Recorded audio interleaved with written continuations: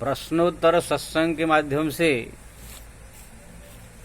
आज ये है प्रश्न आया है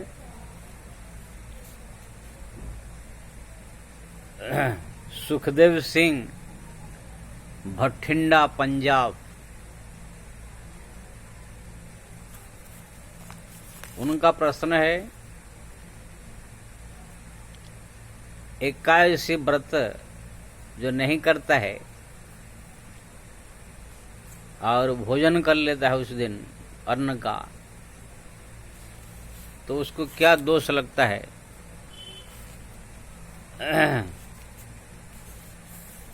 इसके बारे में बताइए।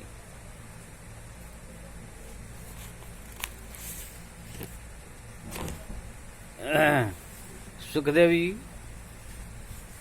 मेरे हाथ जो ये है पद्म पुराण है,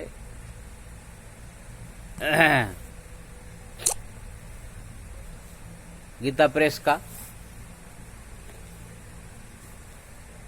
उसमें जो है एकादशी महात्म्य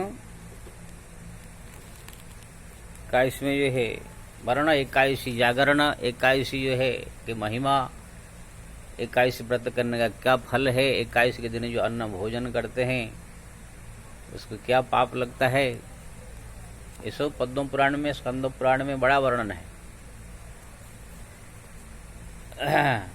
तो उसका कुछ ये उदाहरण देकर मैं समझाऊंगा। मैं अपनी तरफ से कुछ नहीं, जो भगवान व्यास ने अष्टादश पुराण 4 वेद सब लिखे उसमें जो वर्णन है शास्त्र में उसका ये मैं कहूँगा। फिर जिसकी इच्छा माने न माने अपने ऊपर है, कोई तर्क कोई वितर्क नहीं।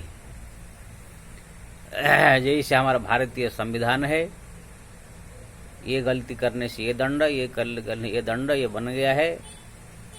अब जो करेगा उसी प्रकार गलती उसको दंड मिलेगा, उसमें फिर कोई तर्क वितर्क नहीं कर सकते हैं क्यों मिलेगा क्यों नहीं मिलेगा, ऐसा नहीं, वो बनाया गया है, जो भी उसकी दायरे में आएगा दंड मिलेगा। तो एकादशी के दिन जो है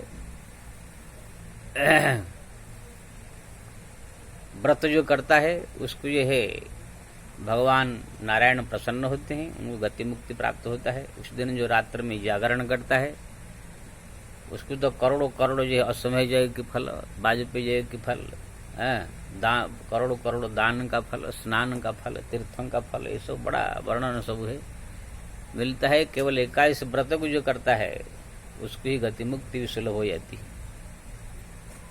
एकादशी दिन रात में जो जागरण करता है उसके बारे में तो बड़ा वर्णन है। जीवन का सब धर्म सब साधना समस्त पुण्य कर लिया जो एकादशी के दिन रात भर जाग करके भगवान का भजन करते हुए बिताया। तो एकादशी के बारे में सबसे पहले मैं बताऊं, एकादशी महाराज, एकादशी का प्रगट्य कैसे हुआ? मुरासुर नाम के एक राक्षस था, बहुत अत्याचार उन्होंने किया, समस्त देवता लोग को अपने वश में कर लिया। तब तो देवता लोग भगवान नारायण के पास जाकर प्रार्थना करने लगे, प्रभु हमारा जो दुख दूर कीजिए। तो भगवान नारायण जो है मुरासुर को मारने के लिए उनके साथ आए युद्ध करने, लेकिन मुरासुर जो है ब्रह्मा जी से वरदान मांग लिया था कोई भी कुंवारी कन्या के हाथ में उसका मृत्यु होगा, इसलिए भगवान नारायण भी युद्ध किए तो भी उसका मृत्यु नहीं हुआ। तो भगवान नारायण जी अपने शरीर से ही एक कुंवारी कन्या का प्रकट किया, वो भी बद्रीनाथ में। ये लड़ाई चल रहा था बद्रीनाथ में, भगवान लड़ाई करते करते करते गुफा के अंदर घुस गए। वहां पर जो है पीछा करते हुए जो है मुरासुर भी अंदर गया। फिर भगवान जो अपने शरीर से कुंवारी कन्या का प्रकट किया, वो कन्या सामने जाके मुरासुर का जो है उनके साथ युद्ध किया, युद्ध करके उनको जो है मारा। वही जो है एकादशी महारानी, एकादशी महारानी का प्रकट्य बद्रीनाथ में जो है धाम में है। अभी जो हम पर एकादशी महारानी जिसी गुफा में प्रकट हुई थी उसको एकादशी गुफा भी कहते हैं। बोलिए एकादशी महारानी की जय। भगवान ने जो है एकादशी को जो है वरदान दिया, आपने जो है दुख दूर किया, मेरे शरीर से प्रकट हुए, समस्त प्रकार जो है दुख दूर किया संसार का, आप जो है वैष्णवी देवी कहलाएगी। आज ही के दिन 21, उस दिन 21 तिथि थी, आज ही के दिन जो है फलाहार करके आपका ये भजन कीर्तन आराधना और साथ में मेरा ही भजन कीर्तन आराधना जप तप पूजा पाठ जागरण आदि करेगा, उसको जो है मेरे धाम प्राप्त होगा। आप जो समस्त प्रकार गति मुक्ति देने वाली बनी। जो आपका आदर सम्मान नहीं करेगा एकादशी के दिन, उसको जो है तरह तरह की पाप का जो है फल भोग करना पड़ेगा और दुख भोग करना पड़ेगा। इस प्रकार भगवान वरदान दिए। तब से एकादशी देवी का ये महिमा सारा संसार में प्रचलित है। एकादशी दिन लोग व्रत उपवास करते हैं, उनके भजन करते हैं, साथ में भगवान नारायण का ही भजन कीर्तन पूजा पाठ करते हैं, रात में जागरण करते हैं। इस प्रकार से जो है अपना कल्याण करते हैं। एकादशी महारानी जिस दिन प्रकट हुई, उसी दिन प्रकट होते ही सारा संसार में इतना पुण्य फैल गया। पाप पुरुष जो था, पाप देवता, उसको जो शरीर में जलन हो गया, उसको रहने कहीं जगह नहीं मिला। जैसे कोई मच्छर बहुत सारे हो, वहां पर जाकर के कोई धुआं दे देता है, कड़ा कड़ा धुआं दे देता है, तो मच्छर लोग का दम घुटने लगता है और जगह छोड़कर भागने लगते हैं। उसको रहने कहीं जगह नहीं मिलता है जब तक धुआं वहां पर रहेगा।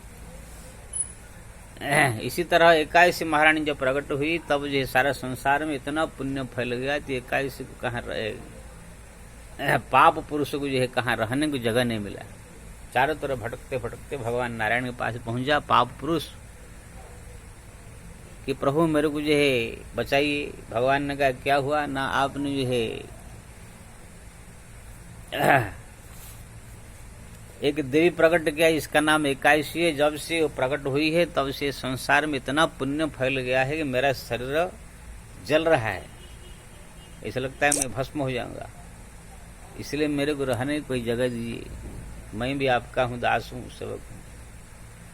भगवान सबके पिता है, सबके जो है मालिक है। इसलिए भगवान ने कहा ठीक है, तुम्हारे लिए भी जो है जगह निश्चित करेंगे। तो भगवान ने कहा एकादशी जो है मेरा शरीर से प्रकट हुई है, तो वैष्णवी देवी है।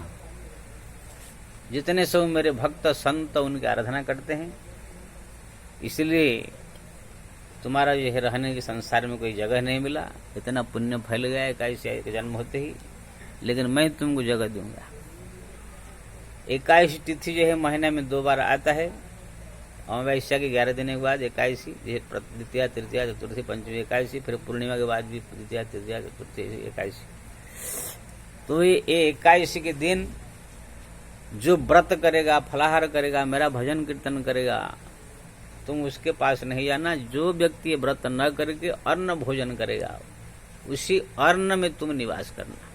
यानी एकादशी के दिन जो है अन्न में पाप अधर्म पुरुष, पाप पुरुष रहता है। जो उसी अन्न को ग्रहण कर लेता है, खा लेता है, पाप उसके शरीर में घुस जाता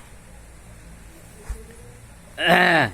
तब से जो है पाप पुरुष जो है एकादशी के दिन जो है देखता रहता है, जो अन्न भोजन करते हैं उनके शरीर में वो जाकर घुस जाता है। जैसे परीक्षित महाराज जो है कलियुग को जो है 5 जगह दिया था, उसमें सोना था, सोना, शराब, जुआ, व्यभिचार, इस प्रकार जो है जगह दिया था। उसमें यही 5 जगह पर कलयुग पहल रहता था। उसके बाद परीक्षित महाराज के बाद सारा संसार में फैल गया। ऐसे ही जो है भगवान ने अधर्म पाप पुरुषों एकादशी के दिन अन्न में रहने को निवास दिया। उसी दिन जो अन्न खाएगा उसके शरीर में ये सब पाप अधर्म पुरुष जाकर घुस जाएगा, उसका बुद्धि भ्रष्ट करेगा, पाप में लिप्त करा देगा। तब से जो है एकादशी के दिन जो है अन्न भोजन जो है निषिद्ध माना गया है। चाहे जो व्रत करे न करे, किसी को भी जो है अन्न भोजन नहीं करना चाहिए। जो भी करेगा वो पाप से लिप्त होगा। अगर किसी भी कारण से कोई एकादशी के दिन अन्न भोजन नहीं किया, और ही कारण से भी हो, फलाहार कर दिया या निराहार कर दिया, तो भी उसको एकादशी का पुण्य फल प्राप्त होता है। ऐसे कहानी आता है, कोई एक देवी जो है पृथ्वी में भ्रमण करने के लिए देवलोकों से आई उड़ते हुए। जैसे आया तो उनका जो है पृथ्वी पर उतरी तो बैंगन का खेती था। बैंगन का पेड़ स्पर्श होते ही देवी का जो है उड़ने की शक्ति खत्म हो गई। है ना, बैंगन को जो है अशुद्ध माना जाता है। और सुबह तक वहां पर खड़ी रही। जब गांव वाले सब आ गए, कौन है तुम देवी? ना, मैं जो है स्वर्ग की देवी हूँ, उड़ती हुई मैं आई थी पृथ्वी में भ्रमण करने, लेकिन यहाँ का बैंगन का पेड़ में स्पर्श होते ही मेरा उड़ने का शक्ति समाप्त हो गया। गांव वाले बोले फिर कैसे जाएगी? तो उन्होंने कहा कि तुम्हारा गांव में कोई 81 व्रत करने वाला हो तो वो अगर पुण्य मेरे को अर्पण कर दे तो मैं स्वर्ग में फिर उठ चली जाऊंगी। इसलिए पता लगाओ, गांव में जाकर पता लगाया गया कोई 81 व्रत नहीं किया था। आकर बोले कि देवी कोई 81 व्रत करने वाला नहीं। तब देवी ने कहा अप्सरी ने कि कोई ऐसा व्यक्ति है जो उसी दिन अन्न भोजन किसी भी कारण से नहीं किया हो, पता लगाओ। जो पता लगाया गया तो मालूम पड़ा कोई पति पत्नी जो है लड़के झगड़ के उस दिन भोजन नहीं बनाया, दिन भर जो है खाली पानी पी के इस प्रकार जो है निराहारे ही रह गए। तो उसका जब पता लगा तो अफसर ने कहा बस उनका 21 व्रत हो गया, इसलिए उनको बुला कर ले आओ, वो संकल्प करके पुण्य मेरे को दे देवे तब मैं स्वर्ग में चला। तुरंत जो है ब्राह्मणों को बुला करके उसी व्यक्ति को पति पत्नी को बुला करके संकल्प करके उनका जो 21 का जागरण का 21 व्रत का जो पुण्य उनको अर्पण कर दिया गया देवी को। देवी तुरंत जो है आकाश में उड़ करके फिर अपने धाम में चली गई। तो ऐसे 21 में अगर भूल से भी कोई व्यक्ति अन्न नहीं खाया, फलाहार कर दिया या पानी पी कर रह गया तो भी उसे 21 का फल प्राप्त हो जाता है। 21 के दिन जो अन्न भोजन करता है समझ लो पाप ही पाप खाता है। उसके बारे में जो है पद्म पुराण में श्लोक आया है, समातृगमनम विप्रगोमांस भक्षणम ब्रह्महत्या सुरापानम मेकादश्यादु भोजनम। यानी कि समातृगमनम, अपने जन्म देने वाली माँ के साथ गलत संबंध, शारीरिक संबंध रखना। संसार में जो है पुरुष स्त्रियों का संबंध जो शास्त्र में बनाया गया, पति पत्नी जो है शारीरिक संबंध रखने के लिए कहा गया। लेकिन अगर पति पत्नी के अलावा कोई व्यक्ति और कोई औरत से संबंध रखता है तो अलग अलग औरत से संबंध रखने का अलग अलग अपराध माना जाता है। जैसे अपने पत्नी से संबंध रख रहा है तो कोई पाप नहीं है, लेकिन पत्नी के बहन जो साली लगती है उनके साथ अगर किसी कारण से गलती हो गया तो ही पाप लगेगा, इस बात नहीं, लेकिन थोड़ा लगेगा। साली है, भाभी है, कुछ ऐसे रिश्ते हैं जिसके साथ संबंध रख देने से थोड़ा मोड़ा अपराध लगता है। लेकिन वही अगर बेटी बहन अपने जो भतीजी ये जितने सब पवित्र रिश्ता वाले के साथ अगर गलत काम किया तो उस सब बहुत बड़ा पाप लगेगा। उसमें भी अगर माँ के साथ संबंध कर दिया तो फिर उसका पाप का कोई गिनती नहीं है। वो स्वयं जो है भगवती देवी के जैसे अपराध करना जैसे माना जाएगा। तो यहाँ पर लिखा है समातृगमनम, जो व्यक्ति 21 के दिन अन्न भोजन करता है अपनी माँ के साथ में गलत संबंध यानी शारीरिक संबंध करने से जो पाप होता है वो पाप फल उसको प्राप्त होता है। समातृगमनम विप्रगोमांस भक्षणम, जैसे कोई ब्राह्मण हो गौ का मांस खा ले, ऐसे तो गौ का मांस कोई भी खा ले भी महापाप है, लेकिन कोई कसाई हो, कोई केवट हो, ये सब भी जो है मांस खाने वाले कुछ ऐसे जाति वाले वो लोग खा ले तो भी वो लोग को अपराध लगेगा, लेकिन थोड़ा। लेकिन कोई ब्राह्मण ही गोमांस खा ले कितना अपराध होगा। 21 के दिन जो अन्न भोजन करता है तो उसको जो है माता के साथ गलत संबंध करने का पाप लगता है। और विप्र गोमांस भक्षणम, गौमांस भक्षण करने से जो पाप होता है वो पाप लगता है। ब्रह्महत्या सुरापानम, ब्राह्मणों को हत्या करने से जो पाप लगता है वही पाप जो है उस दिन लगता है। सुरापानम, मदिरा पान करने से जो पाप लगता है वो पाप भी उस दिनों से लगता है। एकादश्यात् भोजन, 21 के दिनों जो व्यक्ति भोजन करता है उसको जो है सुरापान, ब्रह्महत्या, गोमांस भक्षण, अपने माँ के साथ में गलत रिश्ता रखने से जो पाप होता है वो पाप 21 के दिन अन्न भोजन करने वाला व्यक्ति को लगता है। इसलिए सुखदेव जी 21 खाली जो व्रत करेगा उनके लिए नहीं, दुनिया में कोई भी प्राणी अगर जीव मनुष्य अगर 21 के दिन अन्न भोजन करता है तो समझ लो उसके पास में वो पाप पुरुष जाकर के घुस जाता है। इसलिए जो व्रत करता है खाली वही ही अन्न नहीं खाएगा ऐसा नहीं, कोई भी नहीं खाना चाहिए। एकादशी के दिन जो है फलाहार करे। अरे अन्न भोजन करने की क्या जरूरत है, एक से एक चीज सब दुनिया में बनाया गया फलाहार में। फलाहार में जो है सिंगड़ा है, साबूदाना है, आलू है, सूरन है, टमाटर है, लौकी है, एक से एक साग सब्जी, एक से एक कंद मूल फल है, ये सब जो है ला करके बढ़िया बना कर खाए।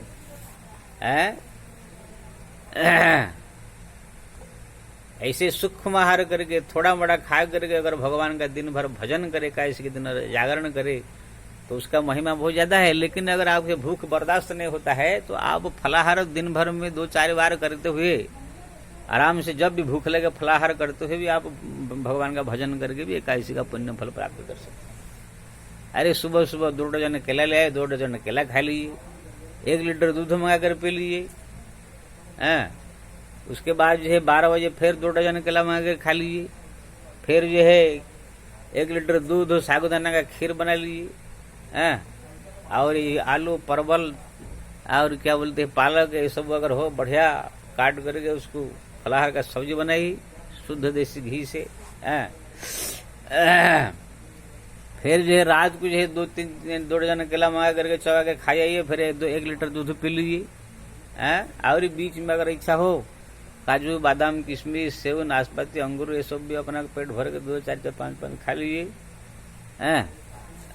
इस प्रकार से दिन भर में 5-7 डजन केला, 2-4 किलो सेव, 2-4 लीटर दूध, साबूदाना और सिंघड़ा, ये सब तरह तरह की भिंडी करेला, ये सब बढ़िया बढ़िया सब्जी बना करके तरह तरह आइटम बना करके आप खा करके भी आप अन्न से बच सकते हैं। हाँ, मैं नहीं कह रहा हूँ 21 दिन ये सब खाए, लेकिन जो बर्दाश्त नहीं होगा क्या करे, खाना पड़ेगा। लेकिन अगर सूक्ष्म आहार करके थोड़ा मोड़ा खा करके भगवान का भजन करते हो तो अच्छा है। लेकिन कोई व्यक्ति से नहीं बर्दाश्त होता है, खा पी के ही भजन करना चाहता है, तो उसके लिए भी आप 2-4-5 डजन केला, 2-4-5 किलो सेव, 2-4 लीटर दूध, जो इच्छा आप खा पी करके आराम से भगवान का भजन कीजिए। भगवान के भजन से मतलब ये खाना पीना ज्यादा कम से कुछ नहीं। तो इसी प्रकार से आप 21 व्रत जो है तरह तरह के फलाहार और तरह तरह की जो है आइटम खा कर भी कर सकते हैं। इसलिए उस दिन मैं सबसे निवेदन करूंगा, अन्न का जो है निषेध करे, अन्न को जो है घर में न बनावे। उसमें क्या है भाई, 15 दिन में एक बार एक दिन अन्न नहीं खाएंगे, थोड़ा फलाहार हल्का हल्का खाएंगे तो शरीर के लिए भी अच्छा है। इसलिए सबसे निवेदन करूंगा उस दिन जो है फलाहार करी, एकादशी के दिन जो है एकादशी व्रत का पालन करी। इससे भगवान का प्रसन्नता होगी, मरने के बाद जो है गति मुक्ति प्राप्त होगा। तो आप लोग मुझे सुखदेव जी मैं 100 प्रकार बता दिया, एकादशी महिमा बता दिया, एकादशी जो नहीं करता है अन्न भोजन करता है उसका क्या परिणाम होता है वो बता दिया, जो फलाहार करके रहता है कैसे वो उनका ही महिमा बता दिया। इसलिए आप सब जो है इसका बढ़िया से पालन करें। शास्त्र में जो लिखा था उसका मैं वर्णन कर कह दिया। अब मानना नहीं मानना वो आप लोग के ऊपर है, इसमें कोई तर्क वितर्क कोई शंका कोई ये नहीं। हाँ, प्रश्न करके अगर आपके मन में किस प्रकार शंका हो पूछ सकते हैं, बाकी ये सब शास्त्र सम्मत बात है। श्री राम श्री राम श्री राम, जय श्री राम।